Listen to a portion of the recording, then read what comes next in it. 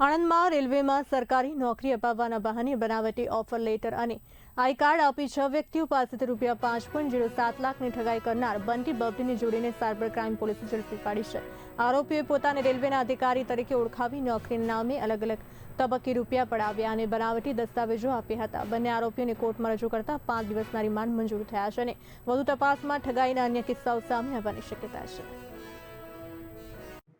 તારીખ 24/8/2026 રોજ ફરિયાદી ધવલકુમાર મોહનભાઈ પટેલ રહેવાસી ભાલેજ રોડ પણસોરા અને મૂળ રહેવાસી ચુનેલ તાલુકો મહુધા જિલ્લો ખેડા નાઓએ આણંદ સાયબર ક્રાઇમ પોલીસ સ્ટેશનમાં આવી પોતાની ફરિયાદ હકીકત જાહેર કરેલ કે પોતાને તથા અન્ય સાહેદો જે 5 જેટલા સાહેદો છે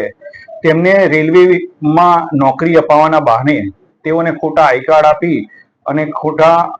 એપોઇન્ટમેન્ટ લેટર આપી તેઓ પાસેથી 5,07,000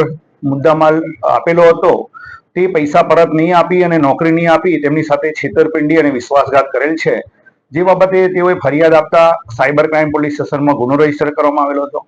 આ ગુનાની ગંભીરતા સમજી પોલીસ અધિક્ષક શ્રી જસાણી સાહેબે આ ગુનામાં સંડોવાયેલ 2 આરોપીઓને તાત્કાલિક અટક કરવા માટે જરૂરી સૂચના આપેલી હતી।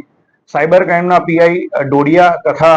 પીએસઆઈ સીરીને આ બાબતે આરોપીને પકડવાની તજવીજ હાથ ધરેલી હતી અને સાયબર ક્રાઇમ પોલીસ સ્ટેશનમાં ફરજ બજાવતા અનામ હેડ કોન્સ્ટેબલ જલાભાઈ હરિભાઈ તથા ભરતભાઈ મગનભાઈએ આ બાબતે વર્કઆઉટ ધરી આ ગુનામાં સંડોવાયેલા બંને આરોપીઓને પકડી સાયબર ક્રાઇમ પોલીસ સ્ટેશન ખાતે લાવી તપાસ કરનાર અમલદાર પીએસઆઈ સીરીને